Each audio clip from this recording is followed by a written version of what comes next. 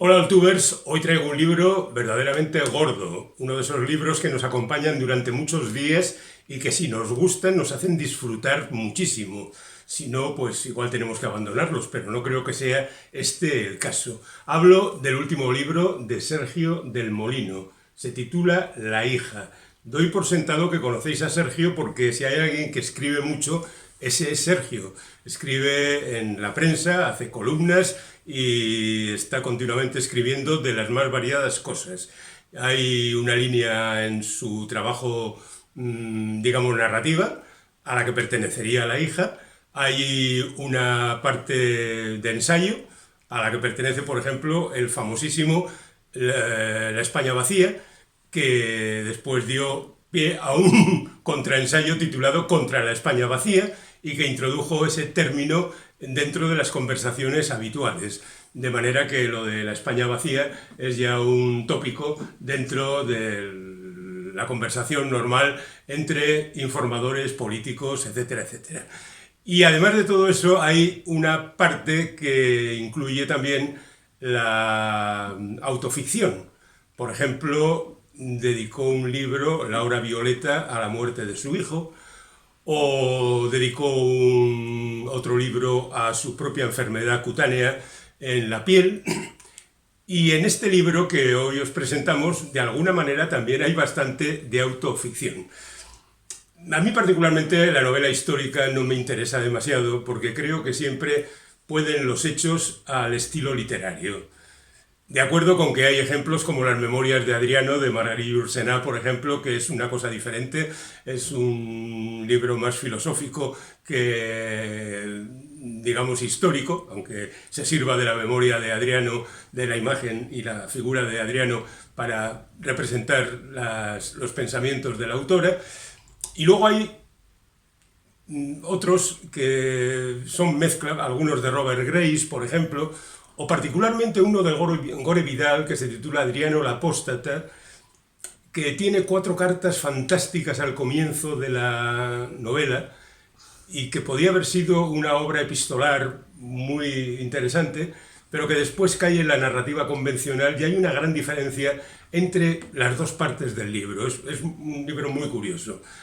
Un caso más en los que la importancia y atractivo del personaje, Adriano el Apóstata en este caso, se acaba comiendo la novela y la prosa generalmente elevada de Gore Vidal pues brilla menos de lo que debería. Bueno, algo así tendríamos en La hija. ¿Quién es la hija? La hija es una hija o no de Francisco de Goya, el famosísimo pintor, pero al menos alguien que acompañó al pintor hasta el exilio y hasta su muerte. Y caben las dudas de si verdaderamente era hija del propio Francisco de Goya o no. Sí lo era de su compañera durante los últimos años, aunque recibió el apellido del marido de esa compañera. Y nuestra protagonista se llamaba Rosario Weiss, así con un nombre como alemán y demás como de gran importancia, ¿no? Podría haberse llamado Rosario Goya y hubiera quedado mejor, pero bueno, esta no es la discusión. Por una parte, la mitad de la novela, el principio, un poco más de la mitad, se cuenta la historia de este personaje. Se cuenta a través de otro personaje que utiliza todos los trucos posibles para narrarnos la historia de esta mujer. En ocasiones es el propio narrador que se encuentra con ella y se enamora a pesar de ser notablemente más joven que ella y se deja arrastrar por la pasión.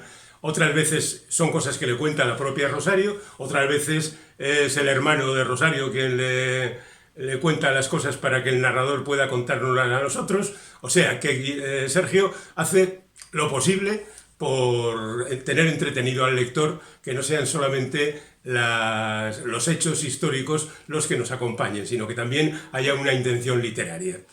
Y luego, a mitad de la novela, la historia se acaba, ya está terminada, y de repente empieza una segunda parte ya de autoficción, es decir, la implicación del propio Sergio del Molino con esta historia, que como está muy separada en el tiempo del autor, pues no puede interrelacionarse con los personajes. Entonces, ¿qué es lo que hace? Pues manifestar su admiración por la pintora, reivindicar de alguna manera su obra y su personalidad y al mismo tiempo contarnos lo que no nos había contado en la primera parte. Por ejemplo, hacer más hincapié en la figura de Goya, contarnos circunstancias políticas y sociales de la época, que fue verdaderamente movida toda aquella historia de la guerra de independencia y demás, y bueno, pues hacer lo que hace un escritor cuando cree que tiene más posibilidades de contar una cosa de una determinada manera que hacerlo de otra. En ese sentido, Sergio se entrega totalmente a sus labores de hacernos llegar de la mejor manera posible la historia y lo hace muy bien.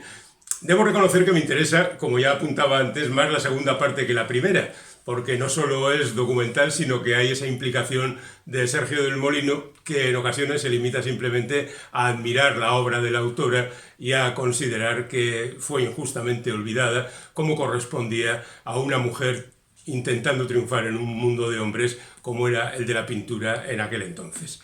Pero dicho todo esto, digamos que las 650 páginas